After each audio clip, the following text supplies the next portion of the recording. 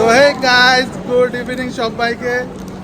তো এই যে দেখা যাচ্ছে ট্রেন, বিকজ আমরা আছি এখন হাওড়াতে, যাচ্ছি একটা সুন্দর জায়গা, সেটা যাচ্ছি কে সেটাও দেখাচ্ছি ট্রেনে উঠে। খুব খিদে পেয়েছে থেকে এগুলো সব নিয়ে নিয়েছি। তো এখন আমি যাচ্ছি, আমার বউ যাচ্ছে, আরেকজন যাচ্ছে, সেটা দেখাচ্ছে। তো চলো দেখাচ্ছি ভেতরে গিয়ে। তো ভিডিওটা বেশি কথা না বলে স্টার্ট করা যাচ্ছে, স্টার্ট দ্য ভিডিও। এই আমাদের B3 বসার সাথে সাথে খাওয়া শুরু করে দিয়েছে। এখানে কাকা কেন বসে আছে আমার সিটে জানি না। কল্যাণ ফোন নিয়ে ব্যস্ত। এতক্ষণ পরে শুনতে পেলো ডাকলাম, তার এখন শুনতে পাচ্ছে না। আমাদের সিট ওপরে, তাই না বল? গিয়েছে ঠিক আছে এরা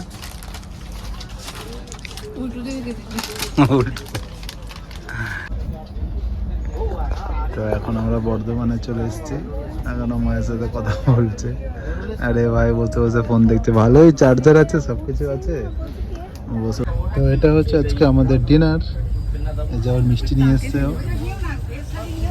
এই যে ওপাশে অন্য প্রদেশে বসে আছে, ওর ওখানে খাবার ওপর খাবার দেওয়া হয়েছে। কেমন লাগছে বল বসে ঘাড় পুষে করে? আমরা আমাদের খাবার খাবো, তাই না বললেন? সুন্দর সুন্দর টেস্টি খাবার। একটু খেয়ে বলো তো আলু পরোটা কেমন হয়েছে? আজকে আমি আর ও মিলে বানিয়েছি। আমি ভেজেছি আর ও মেখেছে। ঠিক আছে, একটু ধনেপাতা একটু বেশি দিতে হবে। ধনেপাতা দিয়েছিলি? ধনেপাতা পুরোটা দিয়ে দিয়েছিল, তারপরে এরকম লাগছে। হ্যাঁ আমি কালকে দিইনি ধনেপাতা কিছুতে, কম রেখেছিস। ঠিক আছে, এখন ঝগড়া হবে এখানে, কে কম কে বেশি, কে বেশি, তাই না? চলো আপাতত খেয়ে নেই খাবারটা। আমার জন্য টমেটো কেচাপ, ওটা দিয়ে খেতে হবে আমাকে। চলো খেয়ে নিই। সো গুড মর্নিং, এখন বাজে 4:30। তো আমরা এখন নামলাম DD উপাধ্যায় স্টেশনে। তো এই যে দুজন, এই কোথায় তোর মুখটা একটু দেখি। তো জামা ঠিক করছে, কেউই ব্রাশ করিনি, তাহলে একটু মুখটা ধুয়েছি। এটা বলতেই হবে, কারণ এরা সেটাও ধোয়নি, আমি তো উঠে তাও ধুয়েছি। তো চলো এখন দেখি কোথায় যাবো, তোমাদের সাথে গিয়ে দেখা হচ্ছে কোথায় যাচ্ছি না যাচ্ছি। তো আমরা এখন চলে এসেছি, আমরা তো এখন বাইরে একটু চা খাবো, চা খেয়ে।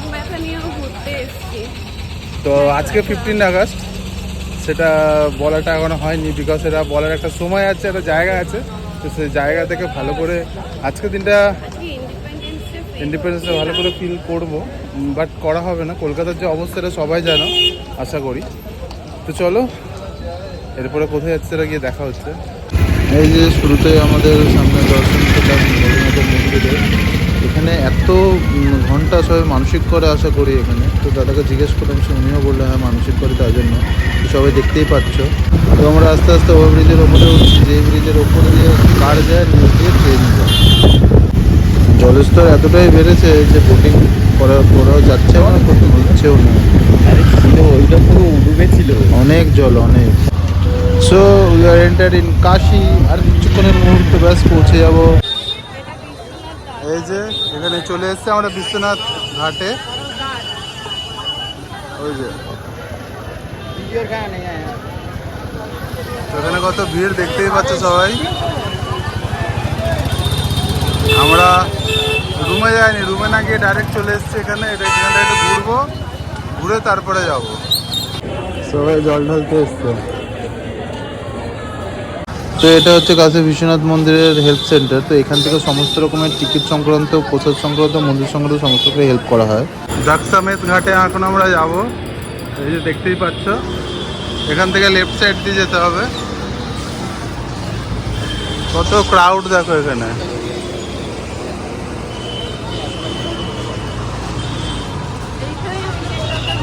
তো এখন আমরা এন্ট্রি করে গেছি ঘাটের দিকে। তো ভাবলাম আমাদের হোটেলটা অন্যদিকে হবে, বাট না, আমাদের হোটেলটা ওই যে দেখা যাচ্ছে হোটেল সাহু, ওটা আমাদের হোটেল। সামনে এই যে দুজন গসিপ করছে লোকের ব্যাপারে না, নিজেদের ব্যাপারে, কোথায় যাবে কোথায় না যাবে।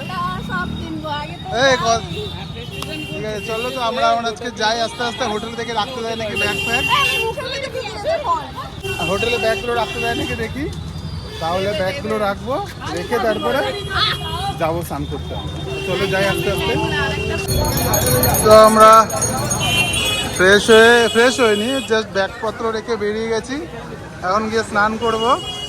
কত ভিড় দেখো, এখন 6টা বাজে, সবে 6টা বাজে, তার জন্য এত ভিড়। তো চলো আস্তে আস্তে যাই। এত ভিড়, ভিডিও করতে ভয় লাগে, দেখে নিয়ে নেবে ফোন। আর 20 মিটারের মধ্যে আমাদের ঘাট। তো আমরা চলে এসেছি ঘাটের কাছাকাছি। যে সমস্ত পণ্ডিতজিরা বসে আছে এখানে। আমরা চলে এসেছি ঘাটে। ঘাটে কতটা পরিমাণে ভিড় আছে সেটা দেখে বুঝতেই পেরেছি। শ্রাবণ মাস দেখে আরও বেশি ভিড়, মানে এতটাই ভিড়, পা রাখার মতো জায়গা নেই, তাও কষ্ট করে যাচ্ছি। কল্যাণ, মালটাকে ধরো। আমরা সবাই এসেছি আপাতত এখানে। मुझे एक जन का 50 एक जन का 50 বলছে, মানে বোটের মধ্যে উঠিয়ে তারপরে স্নান করাতে নিয়ে যাবে সামনেটাতে। তো আমাদের পুজো দেওয়া হয়ে গেছে। পুরো আমার জামাটা ভেজা, খালি প্যান্টটাই চেঞ্জ করেছি, আর ওদের সব কিছু চেঞ্জ করা। বললাম তোমার মুখটা একটু দেখো। তো এতক্ষণ ধরে লাইনে দাঁড়িয়ে ভিআইপি লাইনে দাঁড়িয়েছিলাম, তাও ভিড়। এখানে সিএম এসছে, ওই কারণে এত ভিড়। তো যাই হোক, এখন আমাদের রুমে চেকিংয়ের টাইম হয়নি, 8:45 হয়েছে। তো কতটা ভিড় আছে তোমাদের একটু দেখাই, ওয়েট। তো এতটা পরিমাণে ভিড় রয়েছে এখনো পর্যন্ত বাইরে। তো যাই হোক, এখন আমরা রুমে যাই, ভেজা জামাকাপড়গুলো চেঞ্জ করবো, অন্য ড্রেস পরে বেরোবো। তো বেরিয়ে দেখা হচ্ছে, ততক্ষণ যেন টাটা, আবার নেক্সট ব্লগে দেখা হচ্ছে।